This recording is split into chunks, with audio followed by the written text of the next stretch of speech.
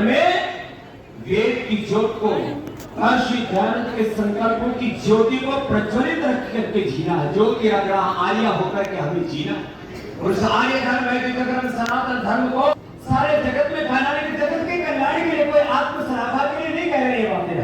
हम अपने आप बंद हो जाता है, कभी किसी का अनादर तिरस्कार नहीं करते हैं, बल्कि सब सच की राह पर चले। महाशय सरकार प्रकाश की भूमि का भी इस बात को लिखा, किसी को नीचा दिखाना, किसी का अनादर तिरस्कार करना, किसी का अपमान करना मेरा उद्देश्य नहीं है। सबको सच की राह दिखाना, सबको सत्य की राह पर चलाना, ये हमारा लक्ष्य है।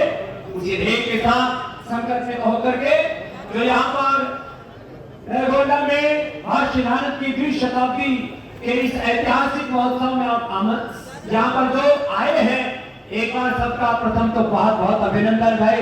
ये छोटी सी जगह में इतना बड़ा उत्साह, अभी हम आर्य समाज के इस प्रांगण से होते हुए इधर आए और आपने इतना बड़ा पुरुषार्थ किया, इसके लिए भाई कृष्णा रेड्डी के लिए, गोपाल जी के लिए एक बार सबके लिए जोरदार अभिनंदन होना चाहिए। साधारण कार्यकर्ताओं ने ये असाधारण काम किया है और इसके लिए रविंद्र जी और इनको सबको हिम्मत देते रहते हैं। हमारे विठल राव जी, जब हम गुरुकुलों में पढ़ा करते थे, ये बहुत पुराने धुरंधर है आर्य समाज के, तब सुना करते थे एक विठल राव है,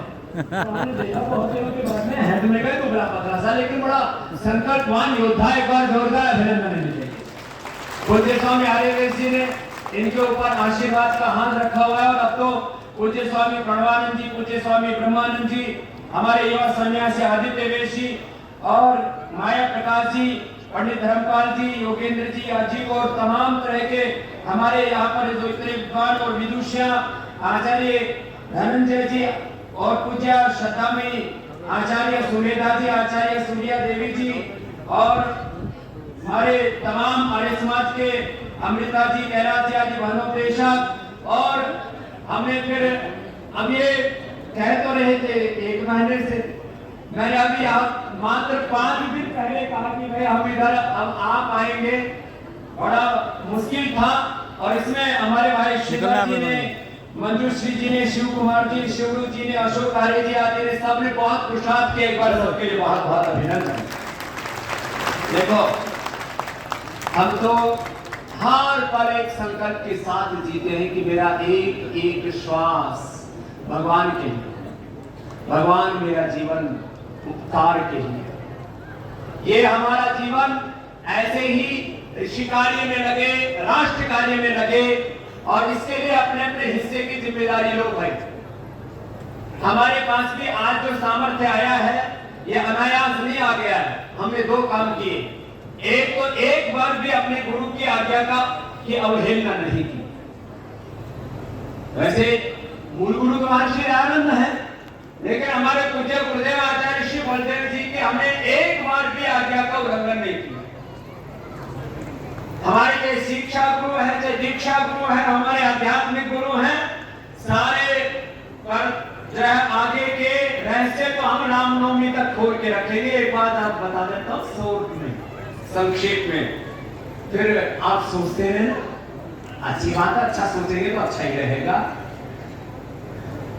22 जनवरी से तो सनातन धर्म का नया युग प्रारंभ हुआ है। रामनवमी आते आते पूरा विश्व सनातन धर्म के मार्ग पर कैसे चलेगा, उसका एक पूरा ब्लूप्रिंट आपको हम दे देंगे रामनवमी पर। और आज आपको कह रहा हूं, पूरी दुनिया में आज भी कहते हैं कि इसके कितने नंबर से ईसाई इतने हैं, मुसलमान इतने हैं, मुसलमान कहते हैं हमने 50-60 देशों में इस्लामिक शासन रूल कायम कर दिया है। ईसाई कहते हैं हमारे पास पूरा यूरोप है, यूके है, यूएसए, कनाडा है और ऑस्ट्रेलिया तक हम ही है, क्योंकि वहां अंग्रेजों की जेल थी, उसी को फिर बाद में देश बना दिया उन्होंने। तो ईसाई कहते हैं हमारे पास 50 से ज्यादा देश हैं, मुसलमान कहते हैं हमारे भी 50 से ज्यादा देश हैं। हम हिंदुओं का तो अकेला ये भारत है, और इसको भी कोई हिंदू राष्ट्र की बात करे तो उसको जो है पागल घोषित कर दिया जाता है। लेकिन मैं इतनी बात जरूर कहता हूं, भारत में राम राज्य जरूर आएगा, बाकी और बात और वो आएगा हमारे कर्म से, हमारे आचरण से। भारत स्वभाव से आर्य राष्ट्र है। क्या है? स्वभाव से एक आर्य राष्ट्र है। अब इसकी खोजबीन करते रहना, कुछ पढ़ाई करनी पड़ती। भारत स्वभाव से एक आध्यात्मिक राष्ट्र है और यहाँ पर राम राज्य ये इसकी मूल प्रकृति और मूल संस्कृति, इसको कोई कैसे नहीं कर सकता। अब इसके बहुत बड़े अर्थ आप स्वयं लगाते रहना, लेकिन अपने आप को जगाए रखना। और जब इस देश में पूरे चारों ओर राम राज्य का उद्घोष होगा, सनातन धर्म की, वेद धर्म, ऋषि धर्म की जय जयकार होगी, ऋषि दयानंद के सपनों को आप साकार होता हुआ देखेंगे, ये आपकी आंखों का सौभाग्य होगा। और अपने इसमें अपने हिस्से की जिम्मेदारी को निभाने के लिए आप प्रतिबद्ध रहना।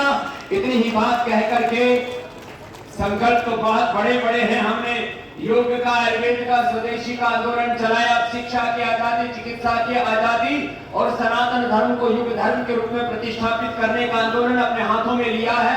आप सबके आशीर्वाद से, गुरु की कृपा से, भगवान के अनुग्रह से इन संकल्पों को हम मूर्त रूप देंगे। आज आपके बीच में आकर के हम खुद भी बहुत आह्लादित हैं। और उत्तर भारत में तो अभी भी थोड़ी थोड़ी सर्दी है, यहाँ तो इतनी गर्मी है, पूरी गर्मी, हमको भी पसीना आ रहा है। लेकिन ये पसीना जो है ये